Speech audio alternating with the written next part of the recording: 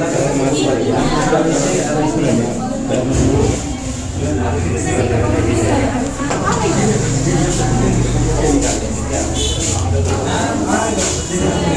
ठीक है,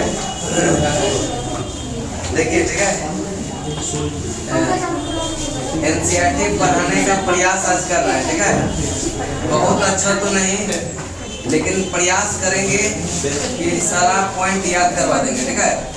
जो आपको समझाने का चीज होगा वो समझाएंगे, जो मैपिंग का होगा मैपिंग भी बताएंगे, ठीक है। घर में लग गया सबको नहीं?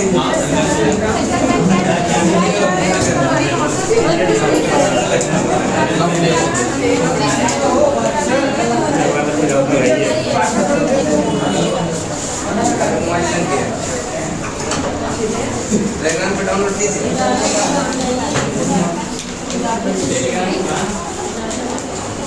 चलिए ठीक है, निकाल लिए सब लोग पीडीएफ। जिसके पास पीडीएफ है पीडीएफ निकाल लीजिए, जिसके पास बुक है आज बुक खरीद लीजिएगा, जो अगर पढ़ना चाहेंगे वो, ठीक है। एनसीईआरटी में रहना है, एनसीईआरटी होगा, ठीक है। इसका कोई जवाब नहीं है। पढ़ने के लिए सब लोग बोलते हैं लेकिन पढ़ाते नहीं है। और यहाँ पे प्रयास करेंगे जैसे लुसेंट पढ़ाए ना, लाइन बाय लाइन जो याद करने वाला चीज तैयार करवाए हैं, प्रयास उसी तरह से रहेगा, उसी तरह से करवाते हैं, ठीक है। चलिए क्या हुआ, आपको लगा कुछ बहुत सारा डाउट है मन में क्या? इसमें समझाएंगे क्या?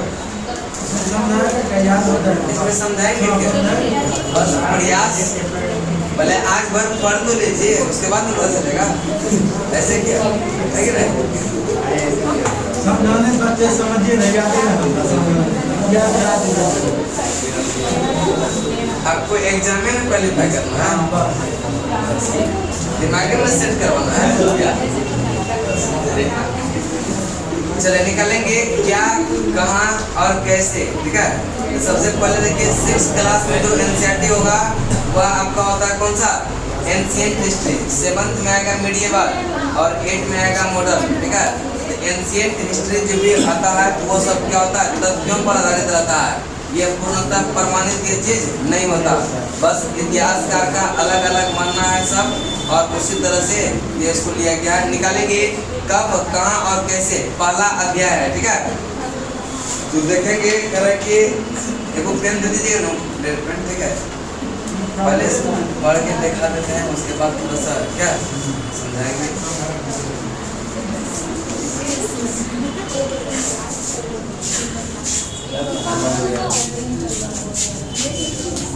गर्मी लग रहा है, चला दीजिए। चले निकालेंगे अध्याय 1 में। देखिए शुरू से करेंगे कैसे पता लगाएं, यह जानने के लिए कि कल क्या हुआ था। तुम रेडियो सुन सकते हो, टेलीविजन देख सकते हो या फिर अखबार पढ़ सकते हो। देखिए कल क्या हुआ है उसके लिए क्या पेपर में आता है, टेलीविजन पर आता है, उसको सुनकर पता लगा सकते हैं कि कल क्या हुआ था, ठीक है। और साथ ही यह जानने के लिए पिछले साल क्या हुआ था, तो पिछले साल क्या हुआ था उस व्यक्ति से मिलना पड़ेगा जो पिछले साल वहाँ मौजूद था, उसी से मिलना होगा। और कल का समाचार में भी मिल जाएगा, पेपर में मिल जाएगा, ठीक है। करें कि तुम किसी ऐसे व्यक्ति से बात कर सकते हो जिसे उस समय की स्मृति हो, जिसे उस समय की स्मृति हो, लेकिन बहुत पहले क्या हुआ था यह कैसे जाने। इसके लिए बहुत सारा साक्ष्य है, अभिलेख है, यह पांडुलिपि है। बहुत सारा साक्ष्य के आधार पर यह पता चलता है कि बहुत पहले क्या हुआ था। जैसे कि अभी ही यहाँ पे बहुत लोग बैठे हुए हैं, ठीक है। अचानक भूकंप आ जाए या ऐसा कोई जो है प्राकृतिक घटना हो जाए, सब क्या होंगे, दब जाएंगे, यहीं बिता जाएंगे ना, और भाग जाएंगे। देखिए ऐसा माना जाता है, देखिए अगर यहीं पे सब लोग बैठे हुए हैं, ठीक है, तो जब अंदर चले जाएंगे उसके बाद लाखों साल बाद या 20,000 साल बाद कोई नया मानव रहेगा, फिर इसका उत्खनन होगा। जब उत्खनन होगा तो कंकाल क्या मिलेगा आपको, सबका जो है जोड़ा कंकाल मिलेगा ना ग्रुप के रूप में। तो उस समय जो है साक्ष्य मिलेगा क्या यहाँ जो है लोग जो है ग्रुपिंग में रहते थे, पढ़ने वाला साक्ष्य नहीं मिलेगा। हाँ सुनिए ना बात, मेरा बात तो सुनिए, ठीक है। जैसे कुछ लोग चश्मा भी पहने हुए हैं तो उस समय वो साक्ष्य निकालेंगे क्या, या दूर देखने के लिए लोग जो है शीशे का प्रयोग करते थे, लेकिन उसको क्या पता चश्मा प्रयोग करते थे आंख कमजोर हो गया था, या क्या आंख कमजोर होने का कारण था। यह सब क्या होगा, वह अनुमान लगा सकता है लेकिन प्रमाणित कर पाएगा क्या, वही एंशिएंट हिस्ट्री है, ठीक है, कि वह प्रमाणित नहीं है लेकिन क्या उसका अनुमानित लगाया गया है, ठीक है, अनुमान लगाया गया सारा, ठीक है। उसके बाद है अतीत के बारे में हम क्या जान सकते हैं। पहला है करे कि अतीत के बारे में बहुत कुछ जान सकते हैं, ठीक है, करे कि जैसे कि लोग क्या खाते थे, कैसे कपड़े पहनते थे और किस तरह के घर में रहते थे। हम आखेटक का मतलब होता है शिकारी, शिकारी के बारे में जान सकते हैं। पशुपालक उस समय के कैसे होते थे, कृषक, शासकों, व्यापारी, पुरोहित, शिल्पकारों, कलाकार, संगीतकारों या फिर वैज्ञानिकों के जीवन के बारे में जानकारी हासिल कर सकते थे। और यही नहीं, हम ये भी पता कर सकते हैं कि उस समय के बच्चे कौन सा खेल खेलते थे, ठीक है, कौन सा खेल खेलते थे, कौन सी कहानियां सुना करते थे और कौन सा नाटक देखा करते थे। अब तो नाटक उटक नहीं होता है, जब बचपन में आप लोग गुजरे होंगे गांव में, नाटक होता था साल में एक बार दो बार हो जाता था क्या, लेकिन अब नाटक का प्रथा क्या हो गया, समाप्त हो गया। कारण था इसका कि जो है नाटक करवाने के बाद मारपीट ज्यादा हो जाता था लोगों का, क्या इस वजह से क्या कर दिया, धीरे धीरे सब परंपरा क्या हो गया, समाप्त हो गया। उसके बाद है लोग कहाँ रहते हैं, ठीक है, लोग कहाँ रहते थे, करे कि यह कई लाख वर्ष पहले ये लोग इस नदी तट के, यह नर्मदा नदी का करे कि पता लगाओ, और कई लाख वर्ष पहले से लोग जो है इस नदी के तट पर रहते थे। और यहाँ के रहने वाले आरंभिक लोगों में से कुछ कुशल या संग्राहक का मतलब होता है संग्रह करने वाला, ठीक है, जैसे कि खाद्य पदार्थ का संग्रह करता था। उस समय तो अनाज इतना नहीं मिलता था, लेकिन वह फल फूल जो भी चीज खाने योग्य होता था वह संग्राहक को पता होता था क्या हमको खाना है, ठीक है, तो उसका जो है संग्रह करते थे, उसको क्या करते थे, संग्राहक करते थे। और यह आसपास के जंगलों की विशाल संपदा से परिचित थे। अपने भोजन के लिए वे जड़ों, फलों तथा जंगलों के अन्य उत्पाद का यहीं से संग्रह किया करते थे। वे जानवर का आखेटक मतलब शिकार, यानी जानवरों का शिकार भी किया करते थे। उसके बाद चलेंगे करे कि अब तुम उत्तर पश्चिम की ओर सुलेमान और तीर्थर पारी का पता लगाओ। और इस क्षेत्र में कुछ ऐसे स्थान है जहां लगभग 8000 वर्ष पूर्व यह स्त्री पुरुष ने सबसे पहले गेहूं तथा जौ जैसी फसलों को उगाना आरंभ किया था। कौन सा, गेहूं और जौ, यह 8000 वर्ष पहले, 8000 वर्ष उन्होंने भेड़, बकरी और गाय, बैल जैसे पशु को पालतू बनाना भी शुरू किया था। लोग गांव में रहते थे, लोग क्या कहाँ पे, गांव में रहते थे। उत्तर पूर्व में गारो और मध्य भारत में विंध्य पहाड़ी का पता लगाओ। और ये कुछ अन्य यह ऐसे स्थान थे जहाँ पर यह कृषि का विकास हुआ, जहाँ सबसे पहले चावल उपजाया गया, और वे विंध्य के जो है उत्तर में स्थित है, पहले यहाँ तक देखेंगे और थोड़ा सा समझने का भी प्रयास करेंगे। तो सबसे पहले तो है क्या, कैसे पता लगाएं। इसमें कोई इम्पोर्टेंट चीज याद करने वाला नहीं है, बस कल क्या हुआ था उसके लिए पेपर सुन सकते हैं, पेपर देख सकते हैं, रेडियो सुन सकते हैं, ठीक है।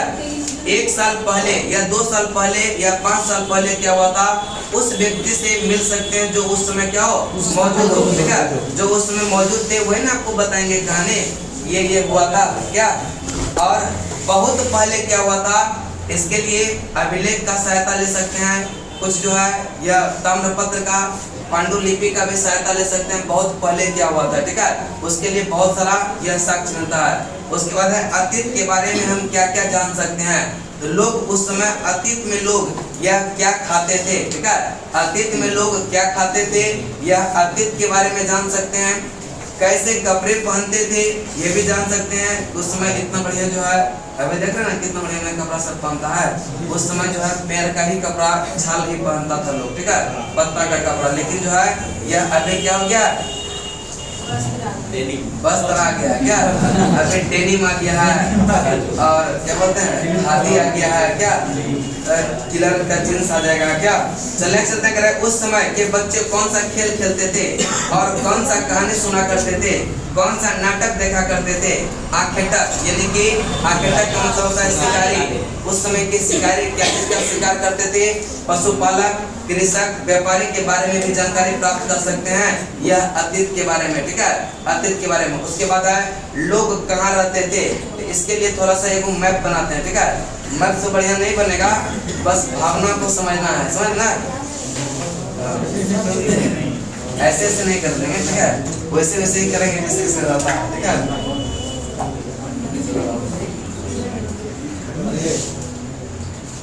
बस समझिएगा कि ये क्या है, यह प्यारा भारत है।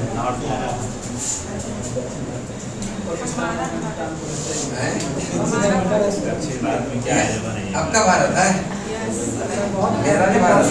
यही तो बोल रहे हैं हमारा भारत। देखिए, ठीक है, ये हमारा प्यारा भारत क्या है। तो यहाँ पर देखिए सबसे पहले करें कि नर्मदा का पता लगाने के लिए, नर्मदा यह जो है मध्य प्रदेश के एरिया में पड़ता है यहाँ पर, ठीक है। यह कौन सा, नर्मदा नदी, कौन सा, नर्मदा नदी, ठीक है। नर्मदा नदी यह मध्य प्रदेश के एरिया में पड़ता है। तो करें कि इसका पता लगाएं, किसका, नर्मदा नदी का। और नर्मदा नदी के पास ही करें कि लोग जो है यह कई लाख साल पहले, जो लाखों साल पहले लोग का पता लगा था वह नर्मदा घाटी में ही, कहाँ पर, नर्मदा घाटी, यानी लाखों वर्ष पूर्व, ठीक है। यह लोगों का पता यानी कि मानव के कंकाल का साक्ष्य बोलिए, मानव का साक्ष्य बोलिए, यह कहाँ से मिला है, नर्मदा घाटी से। यह 1 लाख साल पहले, ठीक है, यानी 1 लाख साल, ठीक है, लाखों साल पहले जो है यह नर्मदा घाटी, कहाँ पर, नर्मदा घाटी में लोगों का साक्ष्य कहाँ पर मिला, नर्मदा घाटी पर, ठीक है। और यहाँ जो है रहने वाले लोग जो है कुशल संग्राहक थे। कुशल संग्राहक का मतलब उसको क्या भोजन करना चाहिए, ये सब का जो संग्रह करते थे जंगल से, उसको कहते थे क्या, संग्राहक, क्या कहते थे, संग्राहक, ठीक है। और आसपास के जंगल के विशाल संपदा, जो जंगल का जो पेड़ पौधे था वह इससे परिचित होता था, कौन, संग्राहक। संग्राहक पेड़ पौधे से परिचित होगा तभी तो क्या खाने वाला चीज है पता चलेगा, जहर है उसको ला के खा लिया तो क्या होगा, निपट जाएगा ना। ये संग्राहक को पता होता था कि क्या खाना चाहिए क्या नहीं खाना चाहिए, ठीक है, किसको पता होता था, संग्राहक। और संग्राहक की क्या करता था, संग्रह करता था भोजन के लिए। यह संग्रह जो किया जाता था जिससे जड़ों का, फलों का और जंगल के कुछ अन्य उत्पाद होता था जिसको भोजन के रूप में ग्रहण यह कर सकता था। नर्मदा घाटी के लोग यह जानवरों का आखेटक करते थे। जो नर्मदा घाटी में लोग पाया गया वह जो है जानवरों का क्या करते थे, शिकार करते थे। आखेटक का मतलब होता है शिकार, यानी कि यहाँ से 2-3 पॉइंट याद रखिएगा कि सबसे पहले जो लोगों का साक्ष्य मिला कई लाख साल पहले, यह नर्मदा घाटी से, कहाँ से, और यहाँ पर जो संग्राहक होता था, जो यानी कि मतलब खाने पीने का वस्तु को संग्रह करता था, वह जो जंगल का जो पेड़ पौधा होता था उससे वह परिचित था। क्या खाना चाहिए क्या नहीं खाना चाहिए वह सब क्या होता था उसको पता था। जो खाना चाहिए था उसको खाता था और जो ना खाना चाहिए उसको नहीं खाता था क्या। चलिए उसके बाद नर्मदा घाटी के लोग जो है जानवरों का भी शिकार किया करते थे। उसके बाद है करें कि अब उत्तर पश्चिम के सुलेमान और किरथर पहाड़ियों का पता लगाएं। यह सबसे उत्तर में देखेंगे करें किधर, अफगानिस्तान के क्षेत्र में, ठीक है। इधर अपना सबसे नीचे में है किरथर, कौन सा, और थोड़ा सा ऊपर में जाएंगे तो यह सुलेमान, कौन सा, सुलेमान, ठीक है। किरथर और सुलेमान, ठीक है। तो कह रहे कि किरथर और सुलेमान का पता लगाएं। यह लिखना चाहेंगे तो वहाँ पर लिख लीजिएगा कि किरथर पर्वत जो है यह सिंध बलूचिस्तान में पड़ता है, सिंध प्रांत बलूचिस्तान। किरथर जो पड़ता है यह सिंध प्रांत, ठीक है, सिंध बलूचिस्तान, ठीक है, बलूचिस्तान, सिंध बलूचिस्तान में, ठीक है। किरथर यह क्वेश्चन पूछ सकता है कि किरथर पहाड़ी कहाँ पर है, यह सिंध बलूचिस्तान जो पाकिस्तान में, कहाँ पर, पाकिस्तान। उसके बाद सुलेमान पर्वत जो है यह दक्षिण पूर्व अफगानिस्तान और पश्चिमी पाकिस्तान, ठीक है, दक्षिण पूर्व यह अफगानिस्तान अफगानिस्तान, ठीक है, और यह पश्चिमी पाकिस्तान, ठीक है, यानी कि दोनों के सीमा पर है, ठीक है, पश्चिम पाकिस्तान और दक्षिण पूर्व अफगानिस्तान। करें कि स्त्री पुरुष यहाँ पर सर्वप्रथम यह किस फसल को उगाना प्रारंभ किया था? यह गेहूं और जौ, गेहूं और जौ, यहाँ पर गेहूं और जौ, गेहूं और जौ, ठीक है, गेहूं और जौ को, यानी कि मानव ने जो सबसे पहले उगाना शुरू किया था अनाज, वह था गेहूं और जौ। कौन सा? गेहूं और जौ, जौ और गेहूं, जौ और गेहूं। और यह किस क्षेत्र से? यह किरथर और सुलेमान, किरथर और सुलेमान। अगर जगह का नाम पूछेगा, यह मेहरगढ़, कौन सा? याद रखिएगा, मेहरगढ़, कौन सा? मेहरगढ़ में, कहाँ पर? मेहरगढ़। और यह कब? यह 8000 वर्ष पहले, 8000 वर्ष पहले, 8000 वर्ष यह पहले जो है, जो मानव ने सबसे पहले खाद्यान्न का उत्पादन किया, वह था गेहूं और जौ, गेहूं और जौ। कब? 8000 वर्ष पहले, 8000 वर्ष पहले। और करें कि गारो तथा मध्य भारत में यह विंध्य श्रेणी में भी कृषि का विकास हुआ। अब गारो जो पड़ता है, यह किधर? पूर्वोत्तर का, ठीक है, यह गारो पहाड़ी, ठीक है, करें कि गारो पहाड़ी में भी यह कृषि का साक्ष्य मिला है। कहाँ पर? गारो पहाड़ी। और मध्य भारत में भी यह विंध्याचल के आसपास में, ठीक है, यह मध्य भारत में भी जो है क्या हुआ है? यह खाद्यान्न का साक्ष्य मिलता है, खाद्यान्न का साक्ष्य, यानी कृषि का विकास हुआ था। और चावल सबसे पहले जो उगाया गया था, यह उत्तर, यानी कि विंध्य पर्वत के उत्तर में, विंध्य पर्वत के उत्तर में, विंध्य पर्वत के, यानी कि यह विंध्य पर्वत मध्य भारत का पार्ट होता है, और विंध्य पर्वत के उत्तर में यह चावल, कौन सा? चावल, कौन सा? यह चावल, याद रखिएगा। विंध्य पर्वत के उत्तर में जो पहला खाद्यान्न पदार्थ उगाया हुआ कौन सा था? चावल, कौन सा? यहाँ पर 2-3 पॉइंट याद हुआ कि नहीं? पहला है कि स्त्री पुरुष, यानी कि स्त्री पुरुष की जगह यहाँ पर शब्द हम लोग प्रयोग कर सकते हैं, क्या? मनुष्य, कर सकते हैं ना? यह मनुष्य ने सर्वप्रथम किस फसल को उगाना आरंभ किया था? किस क्षेत्र से? यह सुलेमान, और इस क्षेत्र का प्रॉपर नाम है मेहरगढ़। कौन सा? मेहरगढ़, कौन सा? मेहरगढ़। और यह कब? 8000 वर्ष पहले, 8000 वर्ष पहले, 8000 वर्ष पहले। और गारो जो कि पूर्वोत्तर भारत का क्षेत्र पड़ता है, और विंध्य जो कि मध्य भारत का क्षेत्र पड़ता है, यहाँ भी कृषि का साक्ष्य मिला है, यहाँ से भी कृषि का साक्ष्य मिला है। उसके बाद चावल सबसे पहले जो उगाया गया था, यह विंध्य के उत्तर में, विंध्य पर्वत मध्य भारत में, इसके उत्तर में क्या है? यह चावल, ठीक है, चावल। और करें कि नवीन तथ्यों के अनुसार जो चावल उपजाने का प्राचीनतम साक्ष्य मिलता है, संत कबीर नगर, लहुरा देव, कौन सा? संत कबीर नगर, ठीक है, संत, यह कबीर नगर, यह लहुरा देव, लहुरा देव। यह क्वेश्चन बहुत बार पूछा गया है, ठीक है, कि यह जो है चावल का प्राचीनतम साक्ष्य मिला है। यह अब देखिए, यहाँ से क्षेत्र भी पता चला, विंध्य पर्वत के उत्तर में, जो कि जगह का नाम है संत कबीर नगर, लहुरा देव, और यह उत्तर प्रदेश का एरिया पड़ता है। किसका पड़ता है? उत्तर प्रदेश का, ठीक है। उसके बाद किरथर पर्वत जो है, ये तो समझ में कहाँ पर है? कहाँ पर है? यह सिंध प्रांत, बलूचिस्तान, जो कहाँ? पाकिस्तान में। और यह जो आपका एक सुलेमान पर्वत है, पाकिस्तान और अफगानिस्तान के सीमा पर, पाकिस्तान और अफगानिस्तान के सीमा पर, पाकिस्तान और अफगानिस्तान के सीमा पर। क्या यहाँ तक समझ में आ रहा है? ठीक लग रहा है ना? चलिए बढ़िया है, आगे चलते हैं, ठीक है, आगे चले ना। चलिए उसके बाद है मानचित्र में करें कि इसको मिटा दें, कोई दिक्कत है ना? है ना? मिटाएंगे नहीं तो आगे इसको कैसे बताएंगे? इसको मिटाना होगा, चले कि नहीं मिटाएंगे? इसको घर ले चल जाइए बोर्डे को, और इसको भी साक्ष्य के रूप में रख दीजिएगा कि मैंने भी एनसीईआरटी का क्लास किया। अच्छा है ना, साक्ष्य मिलेगा तो। अरे जाएंगे हम लोग पहले अंदर, तब ना जाएंगे तो रहेगा ना साक्ष्य सर, वही ना। हम पहले से बात कर लेते। चलिए अब कराइए। देखिए सुलेमान पर्वत, ठीक है। अब देखिए यहाँ पर यह 2-3 जो है करेक्ट किया, तो आपका करेक्ट सिंधु नदी का पता लगाने के लिए सिंधु नदी सबको लूसेंट में पढ़ाया हुआ है बढ़िया से क्या, कि सिंधु नदी का उद्गम होता है कहाँ से, बोकरचू ग्लेशियर से, और यह जो है लद्दाख होते हुए कहाँ चल जाती है, अरब सागर में। कहाँ पर, अरब सागर में। यह कौन सा नदी है, यह सिंधु नदी। कौन सा, सिंधु। आप देखिए करेक्ट कि इसके प्रमुख सहायक नदी, एक तो इधर आपका कौन सा सुलेमान पर्वत था कि नहीं, यह सुलेमान पर्वत, और ज्यादा नीचे आ जाएंगे तो यह कहाँ कीर्तर हो जाता है, कीर्तर पर्वत, ठीक है। अब देखिए इधर से ही यह अफगानिस्तान से ही आता है काबुल नदी। कौन सा, और यही क्वेश्चन बीपीएससी में पूछा था। काबुल नदी जो है अफगानिस्तान से आकर सिंधु में मिलती है, तो काबुल भी क्या हो गया, सिंधु की सहायक नदी। क्वेश्चन पूछा था ना।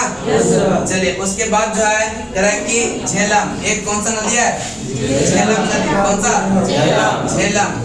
और इसके बाद है एक आपका चेनाब। कौन सा, चेनाब। कौन सा, चेनाब। उसके बाद है एक आपका कौन सा, राबी। कौन सा, राबी। और एक है आपका कौन सा, ब्यास। कौन सा, ब्यास। जिनसे यह ब्यास। कौन सा, और एक है आपका कौन सा, यह सतलज। सतलज भी निकलती है और यह सिंधु में मिल जाती है। कौन सा, सतलज, ठीक है।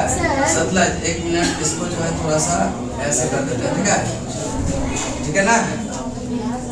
यह सब जो है झेलम में आके मिलती है, उसके बाद झेलम से आगे क्या होती है, यह सिंधु में मिल जाती है, ठीक है। तो यहाँ पर सिंधु और उसकी प्रमुख सहायक नदी को देखिए, ठीक है। चलिए थोड़ा सा एनसीईआरटी को देख लीजिए, ठीक है।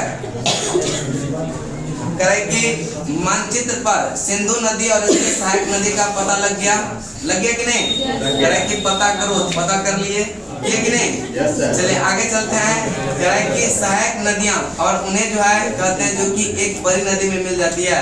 सहायक नदी उसको कहते हैं जो एक छोटी नदी होती है और वह बड़ी नदी में मिल जाती है, उसको कहते हैं क्या, उसका सहायक नदी। जिसमें वह मिला, छोटी नदी जो बड़ा नदी में मिला, उसका क्या हो जाता है, सहायक नदी, ठीक है। जैसे कि सिंधु बड़ी नदी है, इसमें कौन सा, झेलम, चिनाब, रावी, ब्यास, सतलज, ये सब मिल जाती है, जिसके क्या हो जाएगा, सहायक नदी। ये सब है सहायक नदी। उसके बाद किसका सहायक नदी, लगभग 4700 वर्ष पूर्व इन्हीं नदियों के किनारे कुछ आरंभिक नगर फले फूले, ठीक है। कब, 4700 वर्ष पूर्व। नेक्स्ट है गंगा व इसके सहायक नदियों के किनारे समुद्री या तटवर्ती इलाकों में नगरों का विकास यह 2500 वर्ष पूर्व हुआ। 2500 वर्ष करेक्ट कि गंगा और इसके सहायक नदी का पता लगाएं, तो करेक्ट कि भारत, करेक्ट गंगा के दक्षिण में इन नदियों के आसपास का क्षेत्र प्राचीन काल में मगध,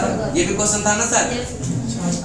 गंगा के दक्षिण में नदियों के आसपास का प्राचीन काल में क्या कहते हैं इसको, मगध। अभी तो क्वेश्चन देखें तो लग रहा है कि इम्पोर्टेंट है, मगध आ गया आंसर क्या, लेकिन जब पहली बार पढ़ते तो पता है सर आंसर मगध नहीं था, लेकिन मगध नहीं था तो उसका वो ऑप्शन ये ना होगा। जब यहाँ दिया है क्लियर कट ना, वर्तमान बिहार में यह नाम से जाना जाता है, और इसके जो है शासक बहुत शक्तिशाली थे और उन्होंने एक विशाल राज्य स्थापित किया। देश के अन्य हिस्सों पर भी ऐसे राज्यों की स्थापना किया गया, ऐसे राज्यों की स्थापना किया गया। तो यहाँ से अब थोड़ा सा देख लेते हैं। सबसे पहला है करेक्ट कि यह कौन सा पर्वत का पता, कौन सा नदी का पता लगाने का रहा है, यह सिंधु का, किसका, सिंधु का ना पहले करेक्ट कि सिंधु और उसकी सहायक नदी का पता लगाएं। तो सिंधु नदी की सहायक नदी याद रखिएगा, पहला जो है यह अफगानिस्तान से आकर मिलती है, वो कौन सा, अभी ज्यादा सिंधु का सहायक नदी नहीं देखेंगे, ये हम लोग हिस्ट्री पढ़ रहे हैं, ठीक है। जब ज्योग्राफी में जाएंगे तब उसके बहुत सारा नदी रहता है तो वहाँ पे देखेंगे, ठीक है। अभी हिस्ट्री में सिर्फ मेन पार्ट को देखेंगे, ठीक है। यहाँ पर जो है काबुल भी किसकी सहायक नदी है, सिंधु का। काबुल किसकी सहायक नदी, और है कि झेलम, झेलम भी किसका है? सिंधु का। अब देखिए झेलम में ही जितना नदी है, चेनाब, रावी, सतलज, ब्यास, यह सब झेलम में ही आके मिलती है। उसके बाद मिलती है किसमें? सिंधु में। यानी कि झेलम, याद रखिएगा क्रम भी पूछता है। झेलम, चेनाब, रावी, ब्यास और सतलज। झेलम, चेनाब, रावी, ब्यास और सतलज, ये सब किसके सहायक नदी है? यह सिंधु का। किसका है? सिंधु का। करें कि सिंधु और उसके सहायक नदियों के किनारे या आरंभिक नगरों का जो विकास हुआ था, यानी इस नदी के किनारे, ठीक है, यानी जो सिंधु नदी है और इसके जो सहायक नदी है, उसके क्षेत्र में जो आरंभिक नगरों का विकास हुआ वह 4700 में। कब हुआ था? 4700 वर्ष पहले, ठीक है, 4700 वर्ष पहले हुआ था, ठीक है। यानी कि सिंधु और इसके आसपास का जो सहायक नदी है, उसके आसपास में जो क्षेत्र का नगर का विकास हुआ वह कब हुआ था? 4700 वर्ष। यही कारण है कि गंगा और उसके सहायक नदी का जब पता लगाएंगे, मेन गंगा का तो ढेरों सहायक नदी है, लेकिन अभी 2-3 देखेंगे, एक यमुना देखेंगे और एक चंबल यमुना की सहायक नदी है और एक कौन सा? सोन, ठीक है। देखिए गंगा नदी का उत्गम भी हुआ है उत्तराखंड से और यह ऐसे करके चल जाती है कहाँ पर? बंगाल के खाड़ी में, ठीक है। तो इसकी एक सहायक नदी समांतर ही निकलती है, कौन सा? यमुना। कौन सा? यमुना। और एक जो है इधर से यमुना मिलती है, कौन सा? चंबल। कौन सा? चंबल। और एक गंगा में मिल जाती है, कौन सा? सोन नदी। कौन सा? सोन, ठीक है। यहाँ पर गंगा नदी का इतना ही सहायक नदी देखना है। एक कौन सा है? यमुना, चंबल और सोन। करें कि यहाँ पर गंगा नदी और उसके सहायक नदी, गंगा नदी और उसके सहायक नदी में जो नगरों का विकास हुआ, यह नगर जो फले फूले वह 2500 वर्ष पूर्व। कब? 2500 वर्ष पूर्व। यानी कि देखिएगा दोनों में एक सिंधु क्षेत्र है और एक गंगा क्षेत्र है। यह सिंधु क्षेत्र में जो नगरों का विकास हुआ वह कब हुआ था? पहले। और यह गंगा क्षेत्र में कब? 2500 वर्ष पहले। 2500 वर्ष पहले, ठीक है। उसके बाद चलते हैं करें कि गंगा नदी के दक्षिण में इसके सहायक नदी सोन के आसपास का क्षेत्र, यह प्राचीन काल में जो है उस किस नाम से जाना था? यह मगध के नाम से। किस नाम से? गंगा नदी के जो दक्षिण वाला क्षेत्र है, ठीक है, दक्षिण वाला जो पार्ट है उसको किस नाम से जानते हैं? मगध के नाम से। किस नाम से? गंगा नदी के दक्षिण में जो प्राचीन काल में इसको किस नाम से? मगध के नाम से। किस नाम से? और प्राचीन काल का पहला राज्य जो था वह सबसे बड़ा राज्य जो था वह कौन सा? मगध का। कौन सा? मगध जो है, मगध के शासक बहुत शक्तिशाली हुआ करते थे। मगध के शासक बहुत शक्तिशाली।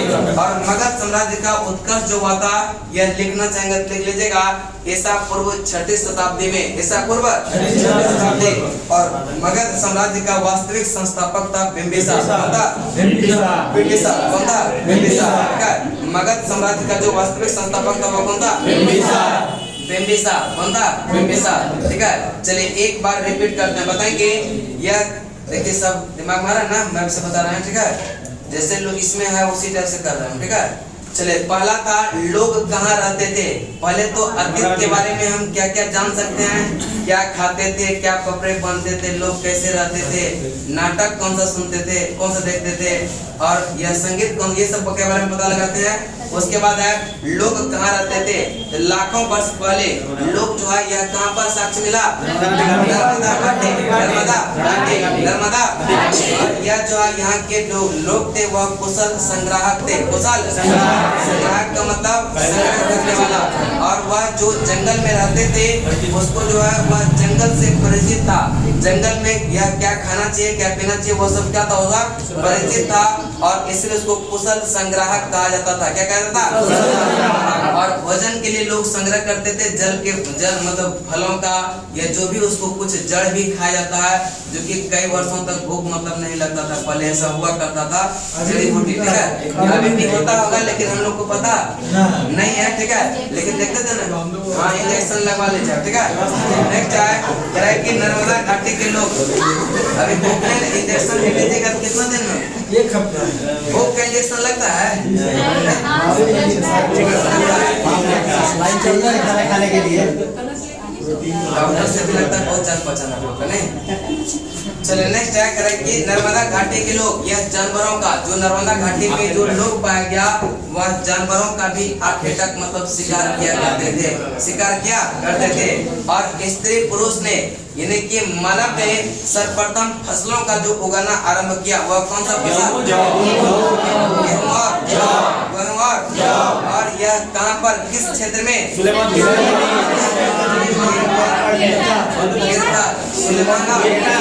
अगर प्रॉपर जगह का नाम बलूचिस्तान, मेहरगढ़। और यह कब? गारो तथा मध्य भारत में विंध्य पहाड़ी क्षेत्र में से जो है यह कृषि का विकास हुआ। किसका? कृषि का। यानी कि गारो पहाड़ी जो कि कहाँ पर था? और कुछ जो है कहाँ पर? भारत विंध्य के उत्तर मेले में भी कृषि का साक्ष्य मिला है। उसके बाद है करें कि नवीन तथ्यों के अनुसार चावल उपजाने का यह प्राचीनतम साक्ष्य यह पाएंगे कहाँ से? जो कि विंध्य पर्वत के उत्तर में, विंध्य पर्वत के उत्तर में, ठीक है। उसके बाद है गिरधर पर्वत जो है स्थित है यह कहाँ पर? पाकिस्तान, सिंध बलूचिस्तान, ठीक है। सिंध बलूचिस्तान नहीं इसमें मैं रखो उससे ज्यादा समझ ज्यादा भी समझना दिक्कत है कि नहीं? इतने समझे जो काम चल रहा है क्या? चल नेक्स्ट घर से जाएगा किधर पारे? चल नेक्स्ट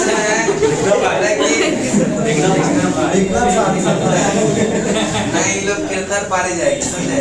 वो लिखने साग समझौता के ही रहेंगे, ठीक है? किधर पारे। नेक्स्ट चलते हैं करें कि चावल का सबसे पहले जो उगाया गया था वह किस में? विंध्य के उत्तर, विंध्य के उत्तर। लेकिन नवीन तथ्यों के अनुसार चावल उपजाने का जो प्राचीनतम साक्ष्य पाए गए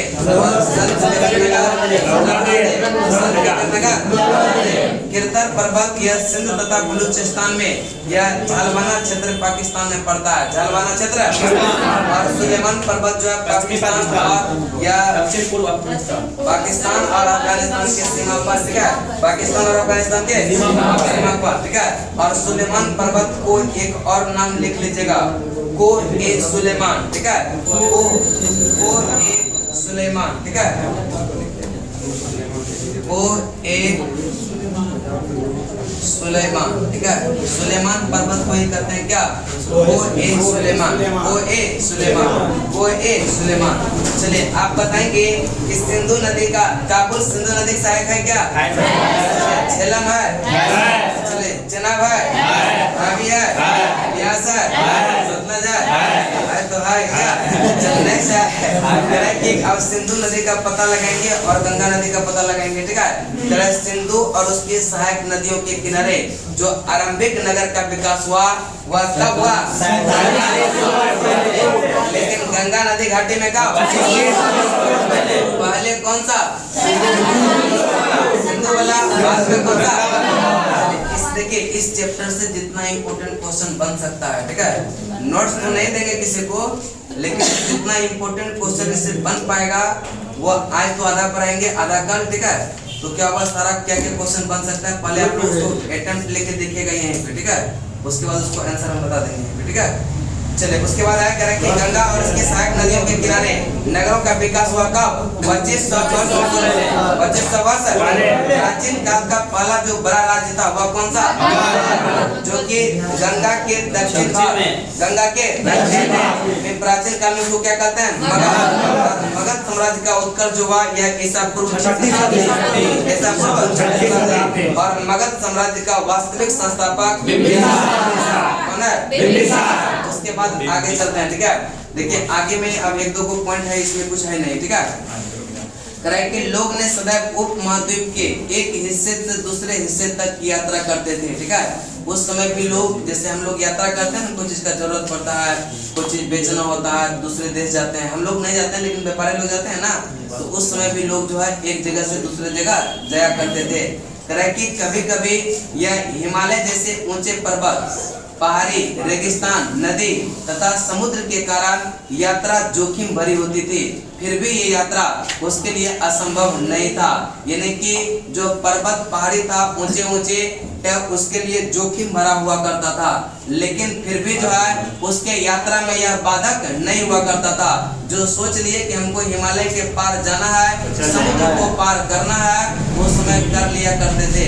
अगर अभी भी आपको दरोगा का नौकरी लेना है, बीपीएससी का नौकरी लेना है, थोड़ा सा सीरियस रहिएगा तो हो जाता है। ठीक है, थोड़ा सा सीरियस हो जाता है ना, असंभव कोई चीज नहीं होता। ठीक है, कारण कि अतः कभी लोग काम की तलाश में तो कभी प्राकृतिक आपदा के कारण एक दूसरे स्थान पर जाया करते थे, या तो कभी काम के तलाश में जाया करते थे। ठीक है, कभी काम के तलाश में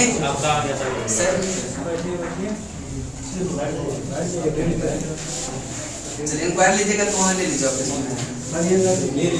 ले लिया तब बैठिए। ठीक है, करे कि अतः जो है कभी लोग जो है काम की तलाश में, कभी तो लोग को जरूरत पड़ता था, काम होता था, तब जो है एक स्थान से दूसरे स्थान भ्रमण करते थे। और कभी कोई प्राकृतिक आपदा आ गया, हो सकता है भयंकर भूकंप आ गया, भयंकर यह बाढ़ आ जाता है, क्या था लोग को देखिएगा स्ट्राइक चलाता है। ठीक है, सेना द्वारा, और उसको वहाँ से फ्लाइट करके दूसरे जगह ले जाया जाता है ना। यह कुछ लोग काम से करते थे, और कुछ जो है प्राकृतिक आपदा के कारण भी यह फ्लाइट इधर से उधर हो जाता था, है कि नहीं। चलिए नेक्स्ट चलते हैं। तरह की कभी कभी सेनाएं यह दूसरे क्षेत्रों पर विजय हासिल करने के लिए जाती थी। ठीक है, कभी कभी सेना जो होता था वह दूसरे क्षेत्रों पर विजय या हासिल करने के लिए भी आक्रमण कर दिया करता था। उसके मतलब भी एक जगह से दूसरे जगह यात्रा हो जाता था। और इसके अतिरिक्त व्यापारी कभी कभी काफिले तो कभी कभी जहाजों में अपने साथ मूल्यवान वस्तु लेकर एक स्थान से दूसरे स्थान जाते थे। और धार्मिक गुरु जो है लोगों की शिक्षा और सलाह देते हुए गांव से एक गांव से दूसरे गांव भटकते रहते थे उसमें। ठीक है, इन्हें धार्मिक गुरु जो है वह क्या करेगा, धर्म का प्रचार करेगा। तो वह सब क्या करता था, शिक्षा देते हुए कभी आज इस गांव में दिया, कल उस गांव में देगा। देखिएगा अभी वो क्या बोलते हैं, धार्मिक गुरु से वो गांव सब में आता है सरंगी बजाने वाला आता है ना, वो भी क्या होता है, आज इस गांव में बजाया, कल फिर अगला गांव में जाएगा, घूम घूम करके आता है। वह सब धार्मिक शिक्षा देता है कि नहीं। चले, वो पहले भी यह काम हुआ करता था, पहले अच्छा शिक्षा देता था। अभी जो है सब झोला छाप देता है, खाली पैसा खाली पैसा मांगता है। नहीं लगता है कि आप पैसा में फंसे उसे है कहीं नहीं। मतलब होगा घूम के क्या क्या देता है उसको, अब पैसा जबरदस्त ले लेता है कि नहीं।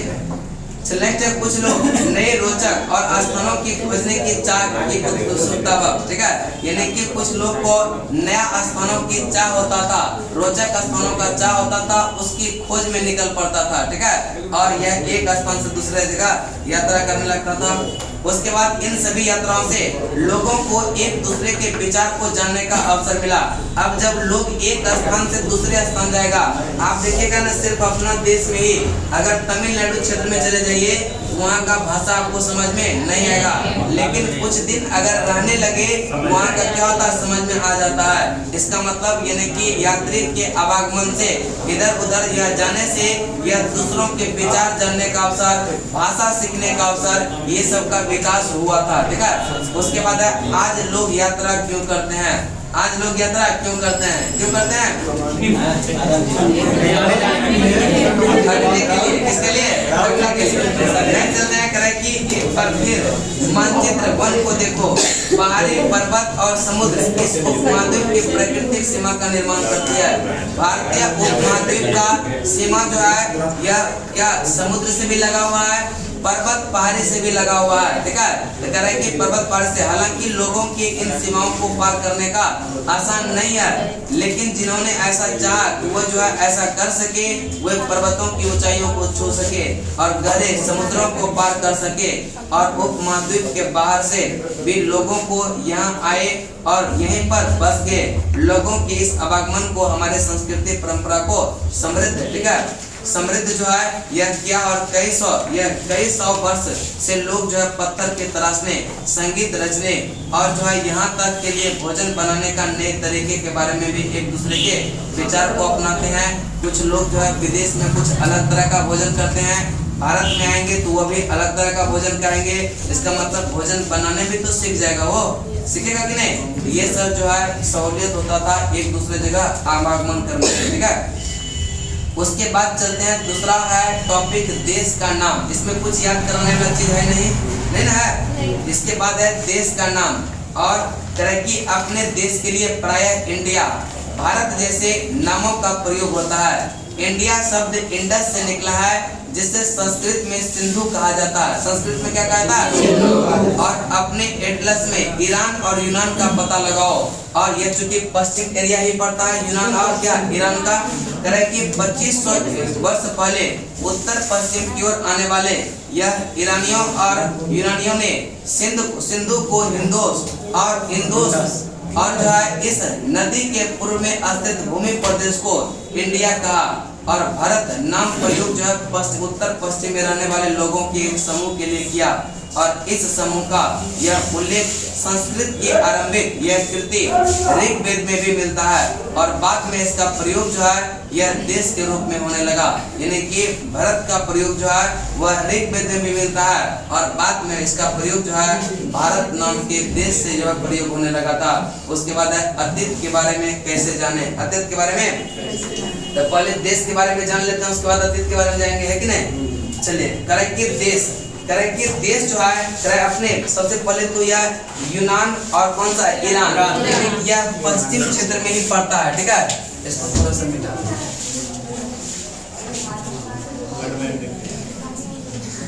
अब वर्ल्ड मैप नहीं बनाएंगे यहाँ, ज्योग्राफी नहीं है, ठीक है। बस अपना को समझिए कि ईरान इधर ही है और यूनान भी उधर ही है, ठीक है। हाँ, ये जो है ना डिजिटल बोर्ड लगा लेना ठीक रहेगा। और उस पर बहुत बढ़िया समझाने को, उसके लिए क्या चाहिए? एमपी है, मनी प्रॉब्लम चल रहा है क्या?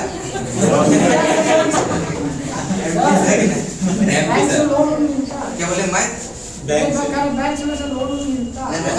अभी हम अभी किडनी पे बात दीजिएगा वर्ल्ड बैंक से नहीं अभी वर्ल्ड बैंक से लोन नहीं लेंगे, अभी किसी से लोन नहीं लेंगे और हमको कोई लोन देगा भी नहीं, ठीक है। तो कह रहा है कि ईरान और यूनान यह इस क्षेत्र में पड़ता है, यह ईरान, ठीक है। ईरान और यूनान, ठीक है, ईरान और यूनान, ठीक है। तो कह रहा है कि ईरान और यूनान, कह रहा है अपने देश के लिए सबसे पहले तो हम दो शब्द का प्रयोग करते हैं, एक इंडिया और एक भारत। हमारे संविधान में भी दो नाम से प्रयोग किया गया भारत का, इंडिया। संविधान भी दो नाम से प्रचलित, कौन सा? भारत और इंडिया, भारत और इंडिया। कि इंडिया शब्द जो है इंडस से तरह की लगभग 2500 या वर्ष पूर्व उत्तर पश्चिम की ओर आने वाले ईरानी और यूनानियों ने यह सिंधु को, यानी ये जो सिंधु नदी था जो यह पश्चिम उत्तर पश्चिम से जो आने वाले लोग थे, इन्होंने इसको क्या कहा? इंदोस। क्या नाम था? यह इंदोस। क्या नाम दिया? इंदोस, ठीक है। और करा कि इंदोस अथवा जो है हिंदोस, इंदोस अथवा हिंदोस, यानी ईरानियों ने जो सिंधु का नाम दिया यह इंदोस या हिंदोस, ठीक है। इंदोस या हिंदोस, ठीक है। इंदोस या हिंदोस, इसको कहा सिंधु को, सिंधु नदी को ईरानियों ने क्या कहा? इंदोस या हिंदोस, इंदोस या हिंदोस। कि सिंधु के पूर्व में जो अस्तित्व या भूमि प्रदेश है, अब देखिए सिंधु के जो पूरब में, अब देखिए सिंधु का यही से अपने दिमाग में रखेगा, सिंधु पूरा अरब सागर तक है ना, इसके पूरब किधर हुआ? देखिए इधर आपका हुआ ईस्ट, ये हो गया नॉर्थ, ये हो गया साउथ, ये हो गया वेस्ट। तो कह रहे कि यह सिंधु के जो पूरब में भूमि प्रदेश है, सिंधु के यह पूरब में जो भूमि प्रदेश है उसी का नाम क्या दिया? इंडिया। क्या नाम दिया? क्या है हमारा प्यारा भारत इंडिया। क्या नाम है? इंडिया, ठीक है। यह ईरानियों ने, किसने? ईरानियों ने। यह ईरानी जब लोग आया, यह सिंधु को किस नाम से? हिंदोस या हिंदोस। और यह करें कि कब? 2500 वर्ष पूर्व, 2500 वर्ष याद रखिएगा, 2500 वर्ष पूर्व, ठीक है, 2500 वर्ष पूर्व, ठीक है। उसके बाद है करें कि सिंधु के पूर्व में स्थित भूमि प्रदेश को क्या नाम दिया? इंडिया। क्या नाम दिया? इंडिया। और उत्तर पश्चिम में रहने वाले लोग, ठीक है, यानी उत्तर पश्चिम में जो रहने वाले लोग थे, ठीक है, इस लोग को, लोग का जो समूह होता था, लोग के समूह को नाम दिया? क्या नाम दिया? भरत। क्या नाम दिया? और भरत शब्द का प्रयोग ऋग्वेद में भी हुआ है। किसमें? ऋग्वेद में। और कालांतर में जाकर इसको जो है देश के नाम से पुकारा जाने लगा। देश के नाम से पुकारा जाने। उसके बाद चलते हैं अतीत के बारे में कैसे जाने। अतीत के बारे में कैसे जाने, ठीक है। इसका जो है आप लोग बताइएगा कि इसका क्यूज भी करवाना जरूरी है कि खाली पढ़ाते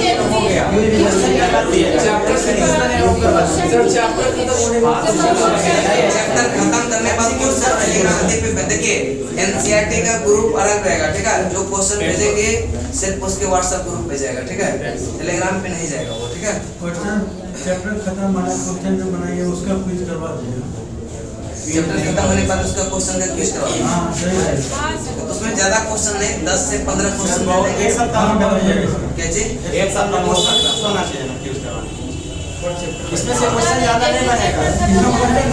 कम से कम 10-15 तो बन ही जाएगा ना। हाँ डेली डेली क्वेश्चन नहीं रहेगा, ठीक है। इसलिए उसके बाद चलते हैं अतीत के बारे में कैसे जानते क्या हुआ? डिटेल वाला भी क्वेश्चन में बनाएंगे। डिटेल वाला देखिए हम जो क्वेश्चन देंगे ना उसका कथन कारण भी रहेगा, ठीक है। वो एक बार पहले देख तो लीजिए कैसा लगता है, ठीक है। अभी क्या बताएंगे? क्या अभी जो कुछ बताएंगे लग रहा है झूठे बोल रहे हैं कि नहीं। अच्छा नेक्स्ट चलते हैं कह कि अतीत के बारे में कैसे जाना है। कह कि देख लीजिए बुक को देखिए, ठीक है। क्या बड़े क्वेश्चन कुछ है क्या? चल नेक्स्ट चलते हैं एनसीईआरटी पर क्या अच्छा लग रहा है। चल नेक्स्ट क्या करें कि अतीत की जानकारी हम कई तरह से यह प्राप्त कर सकते हैं। इसमें से एक तरीका अतीत में लिखी हुई पुस्तक को ढूंढना और पढ़ना। यह पुस्तक हाथ से लिखी होने के कारण जो है पांडुलिपि कहा जाती है। और अंग्रेजी में इसको पांडुलिपि के ये प्रयुक्त होने वाला मैन्युस्क्रिप्ट, कौन सा मैन्युस्क्रिप्ट, यह शब्द लैटिन शब्द यानी मेनू जिसका अर्थ होता है हाथ से जो है निकला है। यह पांडुलिपि प्रायः तारपत्रों अथवा हिमालय क्षेत्र में उगने वाले यह बुर्ज नामक पेड़ों की छाल से विशेष तरीके से तैयार भोजपत्र पर यह मिलती है। विशेष तरह के भोजपत्र पर मिलती है। इतने वर्ष में यह इनमें कई पांडुलिपि के यह कीड़ों ने खा लिया, ठीक है। यानी कि पांडुलिपि का जो लिखा हुआ शब्द है उसको कई क्या हुआ कीड़ों ने खा गया, कुछ नष्ट कर दिया गया। और फिर ऐसी कई पांडुलिपि आज भी उपलब्ध है। प्रायः पांडुलिपि मंदिरों विहारों में जो है प्राप्त होती है। इन पुस्तकों में धार्मिक मान्यता, व्यवहारों, राजाओं के जीवन, यह औषधि विज्ञान आदि सभी प्रकार के विषयों की चर्चा मिलती है। इसके अतिरिक्त हमारे महाकाव्य, कविता, नाटक भी है और इसमें कई यह संस्कृत में लिखे हुए मिलते हैं, जबकि अन्य प्राकृत और तमिल में प्राकृत भाषा का प्रयोग जो है यह आम लोग भी किया करते थे। उसके बाद देखेंगे जहाँ पर अतीत के बारे में जाना उसके साइड में देखिएगा तारपत्रों से बनी पांडुलिपि का एक पृष्ठ है कि नहीं। करें कि यह पांडुलिपि लगभग 1000 वर्ष पहले लिखी गई। कितना वर्ष पहले? और किताब बनाने के लिए तार के पत्तों को काटकर उसके अलग अलग हिस्सों को एक साथ बांध दिया जाता था और बुर्ज पेड़ की छाल से बनी ऐसी एक पांडुलिपि को यह तुम यहाँ पर देख सकते हो। जो नीचे में लाल कलर का है ना यह क्या पांडुलिपि है, क्या यह पांडुलिपि, ठीक है। तो देखिए अतीत के बारे में कैसे जाने। करें कि अतीत में हाथ से लिखी गई पुस्तक यानी कि जो हाथ से लिखा गया जो पुस्तक था उसको क्या कहते थे? पांडुलिपि। क्या कहते थे? अंग्रेजों में, ठीक है, अंग्रेजों में जो है पांडुलिपि के लिए किस शब्द का प्रयोग किया गया? Script, menu. करें कि जो लैटिन भाषा के शब्द मेनू से निकला है, किससे निकला है? मेनू से, जिसका अर्थ होता है हाथ। जिसका अर्थ होता है हाथ। पांडुलिपि प्राय जो लिखी जाती थी यह तारपत्रों पर अथवा हिमालय के क्षेत्रों में उगने वाले बुर्ज नामक पेड़ पर और छाल से तैयार भोजपत्र पर, छाल से तैयार भोजपत्र पर, ठीक है। और मंदिर एवं बिहारों में, मंदिर एवं बिहार का मतलब होता है बौद्ध मठ, जहाँ पर जो है बौद्ध भिक्षु निवास करते हो उसको कहते हैं बिहार। क्या कहेंगे? बिहार। क्या कहेंगे? बिहार, ठीक है। अब यहाँ पर क्वेश्चन अगर पूछ दे यह पांडुलिपि का प्रयोग यहाँ पर क्या दिया है? मूलतः सामान्यतः मंदिर एवं बिहारों में किया जाता था। अगर केवल शब्द लगा दे गलत हो जाएगा ना, क्योंकि यह केवल मंदिर और बिहार में क्या करते थे क्या? नहीं, जो पेड़ का छाल होता था, तार का ताम्रपत्र होता था, जहाँ पर वैसे भी क्या होता है, लोग जैसे बैठे रहिएगा तो क्या होता है, वो जैसे कहीं पे आप बैठेगा तो वहाँ गुरजने लगता है, ठीक है, उस समय पे हाँ दीवार में बैठेगा। अब देखिए ना बेंच पे कुछ लोग बैठे हुए रहते हैं तो वो क्या होता है, बेंच पे बैठे रहते हैं क्या, उस समय जो है यह कागज पेन नहीं था ना, वो लेता था क्या, पत्थर, और उसी से क्या होता था, लिखना स्टार्ट कर दिया क्या, कुछ घसना स्टार्ट कर दिया, तो जो हाथ से लिखा गया उसको कहा गया पांडुलिपि। यहाँ क्वेश्चन एक बार पूछा गया था यूपीएससी में भी कि पांडुलिपि शब्द का अर्थ क्या होता है, या हाथ से लिखा हुआ, ठीक है, हाथ से लिखा हुआ, और ये किस पर लिखा जाता था, पन्ना पर कि कागज पर, ये सब चीज नहीं हुआ करता था, या तार पत्रों पर, पेड़ की छाल पर, पत्ता पर, ये सब लिखा जाता था, ठीक है, या इसको कहते हैं क्या, पांडुलिपि। क्या कहेंगे, पांडुलिपि। आज ज्यादा नहीं पढ़ाएंगे, यहीं तक रहेंगे, ठीक है, उसके बाद जो है कल जो चूंकि फिर 6 बजे क्लास है पॉलिटिकल, ठीक है, तो कैसा लगा आप लोग कमेंट करके बताइएगा जरूर,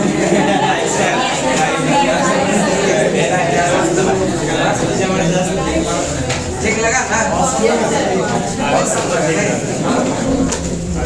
अगर कुछ सुधार होगा इसमें तो आप लोग फिर से बताइएगा, बस ना।